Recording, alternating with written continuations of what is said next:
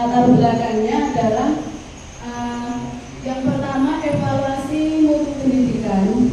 Asesmen nasional itu kan terdirinya juga literasi dan numerasi, tidak menyebutkan bahasa Indonesia dan matematika. Kenapa? Karena bukan hanya tanggung jawab oleh guru bahasa Indonesia maupun matematika, tetapi tanggung jawab oleh kita semua guru mata pelajaran dan lingkungan juga. Kemudian yang kedua adalah kecakapan abad 21, itu untuk membekali siswa dengan kemampuan bernalar kritis, kreatif, dan juga mandiri. Dengan numerasinya yang kemudian menjadikan siswa atau murid kita berpikir logis sehingga mampu menghadapi kebutuhan global, yang mampu beradaptasi dengan dunia yang cepat berubah dan berpartisipasi aktif dalam masyarakat. Sedangkan apa sih literasi? Nah, ini kenapa saya cantumkan mata pelajaran Pancasila. Apakah literasi itu hanya membaca, Bapak Ibu? Tidak. Kita melihat gambar seperti ini pun juga literasi. Begitu kan Bu Ria? Literasi itu tidak hanya membaca. Iya. Bisa melihat gambar. Ya, bisa melihat gambar, melihat tabel. Kalau dalam mata pelajaran IPS mungkin mitigasi bencana, kan kalau jalur evakuasi itu kan tidak kemudian tulisan silakan jalur sana, kan tidak hanya tanda panah itu teman. Kemudian ada gambar-gambar orang berkumpul, oh berarti saya harus ke sini. Nah itu juga termasuk literasi. Kemampuan menganalisis, mengevaluasi dan memanfaatkan informasi secara kritis dalam berbagai konteks kehidupan. Jadi siswa tidak hanya mampu membaca, tetapi juga mampu menganalisis dan mengevaluasi. Ini gambar kepala banteng, analisisnya artinya apa, kemudian di sana ada apanya. Nah itu bukan sekedar menghafal atau membaca saja. Kemudian yang numerasi, kemampuan menggunakan angka dan simbol matematika untuk memecahkan masalah praktis. Kenapa di sini saya contohkan PJOK? Kalian pernahkah meminta anak untuk menjawab? Ini masuk ada numerasi walaupun mata pelajarannya PJOK. Pak Makmuri mungkin menghitung zakat ataupun warisan. Nah kalau begitu apa ini? Untuk siswa yang bisa memainkan alat musik dan yang lainnya juga. Jadi di setiap mata pelajaran itu saya pun tadinya ini teks rekon di numerasi itu bingung. Ini bagaimana ya kejadian waktu lalu kok numerasi? Ternyata setelah saya mengikuti kegiatan ini saya jadi terbuka. Ternyata ada begini. Siapa yang bertanggung jawab untuk menguatkan literasi numerasi? Jawabannya adalah kita semua. Kita semua. Nah, bagaimana kita bertanggung jawab? Anak itu untuk bisa menganalisis dalam literasi maupun dalam numerasi, ternyata kebiasaan atau membiasakan anak itu yang paling utama. Jadi tidak hanya matematika saja, karena anak terbiasa menghitung di mapel apapun atau berliterasi di mapel apapun, akhirnya anak terbiasa ketika menjumpai soal AN maupun TKA itu anak sudah terbiasa. Dan saya punya teman di sampai satu Boyolali itu hasil rapor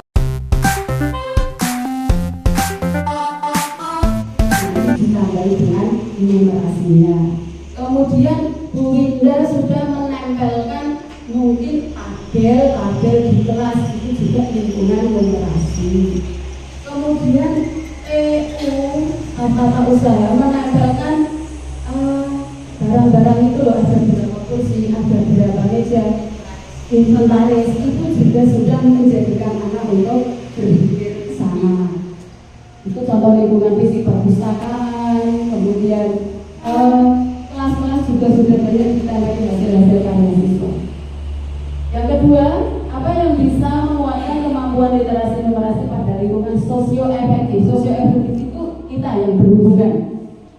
Contohnya kepala sekolah dengan guru yang terbuka sehingga bisa saling berdiskusi. Guru kepada anak-anak memotivasi kamu itu bisa jadi pemerak dengan seperti ini.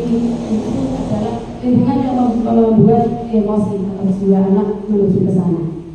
Yang ketiga adalah lingkungan akademik. Kita sudah lakukan di pembelajaran lintas matkul, di pelajaran mata pelajaran, dan juga di co-kurikuler yang sudah ada. Co-kurikulernya adalah literasi. Dengan kegiatan ini juga saya jadi kepikiran nanti mengajak Bapak Ibu guru matematika.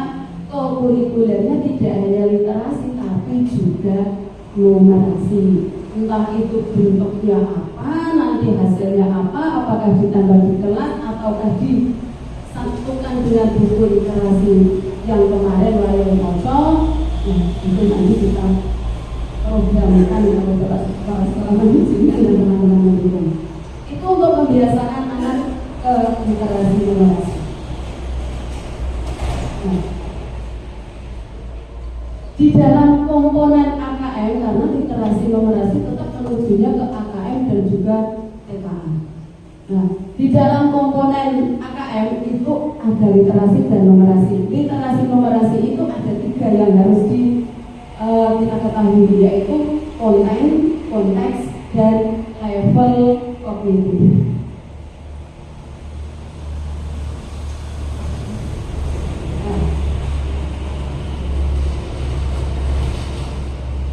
Numerasi dulu.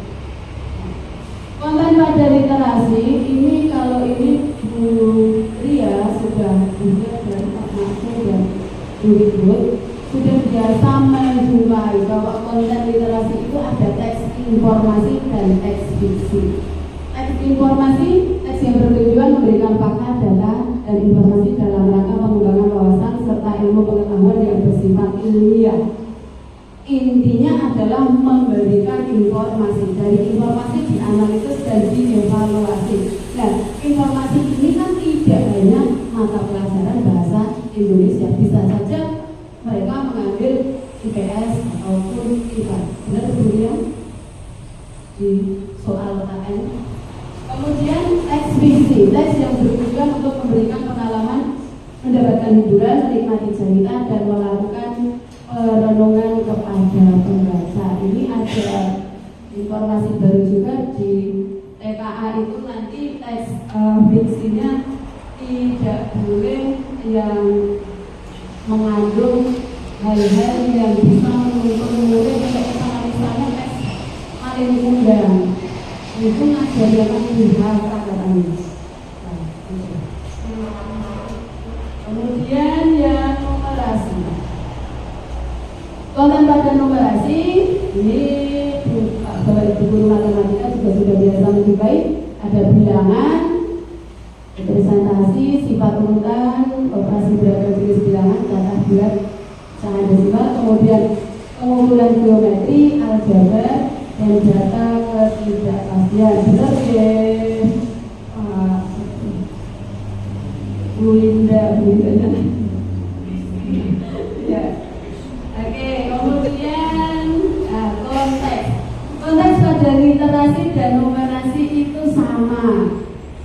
Ya, di situ ada personal yang berkaitan dengan kepentingan pribadi, kepentingan diri secara pribadi. Kalau itu jenisnya teks kok mengenai perkenalan diri dan sebagainya, itu berarti pribadi. Kalau bisa ini ke sana namanya apa dan lain-lain yang menunjukkan temanya transportasi, itu berarti sosial budaya. Kalau dalam numerasinya ya bisa saja dari Subang ke Limpung bayarnya berapa, dari Limpung ke Bawang bayarnya berapa. Jadi kalau dari Subang ke Bawang bayarnya berapa, ini termasuk sosial budaya. Pendidikan juga termasuk sosial budaya. Kemudian konteks yang ketiga adalah scientific, berkaitan dengan isu, aktivitas, data, fakta ilmiah baik yang telah dilakukan maupun futuristik. Kalau data ilmiah itu ya sudah Einstein menemukan ini, makanya rumus ini harus seperti ini, itu ya sudah ilmiah. Jadi itu masuk pada konteks. Kemudian level kognitif. Di level kognitif literasi numerasi, di situ komponennya ada knowing atau pengetahuan dan pemahaman, kemudian ada applying dan ada reasoning. Untuk knowing di literasi menemukan informasi, mencari, mengakses serta menemukan informasi tersurat dari wacana. Sedangkan di numerasi memahami fakta, prosedur serta alat matematika. Di applying di literasi ada interpretasi dan integrasi, memahami informasi tersurat, tersirat, memadukan interpretasi antar bagian teks untuk menghasilkan inferensi. Kemudian di numerasi ada penerapan yaitu siswa mampu menerapkan konsep matematika dalam situasi nyata yang bersifat rutin. Yang ketiga, level kognitifnya adalah reasoning atau penalaran. Untuk literasi, evaluasi dan refleksi, menilai kredibilitas, kesesuaian, mampu keterpercayaan teks serta mampu mengaitkan teks dengan hal lain di luar teks. Kemudian nanti saya sedikit beri contohnya. Kemudian di numerasi penalarannya berkenalan dengan konsep matematika yang menyelesaikan masalah yang bersifat non-rutin. Nah, ini contoh yang saya buat dalam rencana pelaksanaan pembelajaran atau modul ajar dan juga sudah tak terapkan di pembelajaran kelas kemarin. Saya mengajarkan rekonteks, materinya rekonteks, dimensi profil lulusan tetap harus juga pada pembelajaran mendalam juga harus ada di sini, dicantumkan atau dikaitkan, disesuaikan. Kemudian desain pembelajarannya ini lintas disiplin ilmunya matematika, IPA, matematika dan IPA. Kemudian ini tujuan pembelajaran, objeknya, praktek hypothesisnya, ini mulai langkah atau skenario pembelajaran. Kemudian contoh asesmennya,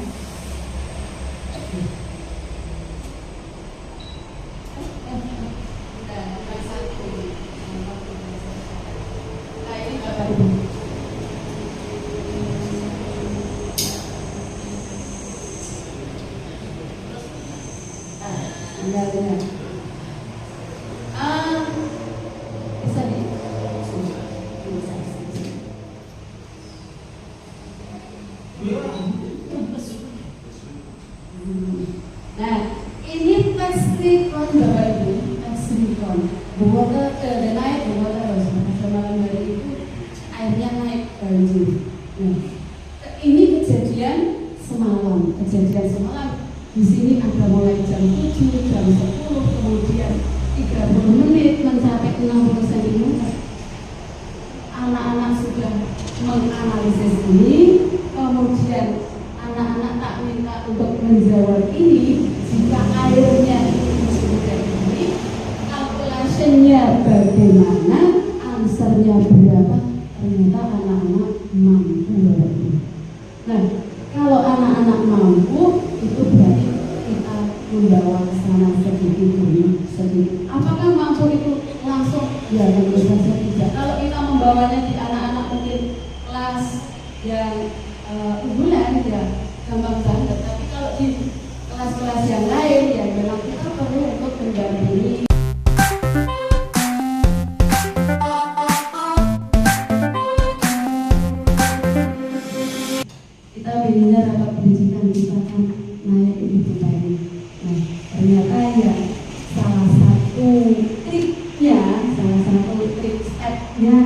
Ya, mari kita membiasakan anak untuk berliterasi dan numerasi, tidak hanya di pelajaran bahasa Indonesia dan matematika, tetapi di semua pelajaran, di skenario dan RPP-nya juga kita cantumkan, dan jangan lupa tetap di elemennya juga kita sesuaikan. Begitu Bapak Ibu, adakah yang ingin menyampaikan sesuatu? Sampun ya. Terima kasih Bapak Ibu sudah memperhatikan, mendengarkan. Ya, harapan saya, harapan yang benar ini, harapan yang serius. Nah, mari kita mulai untuk seperti itu. Yang sudah mulai ya mari kita tingkatkan. Saya juga belum tahu secara sempurna, mari kita berdiskusi. Terima kasih Bapak Ibu, kurang lebihnya saya mohon maaf. Bila tidak berkenan, assalamualaikum warahmatullahi wabarakatuh.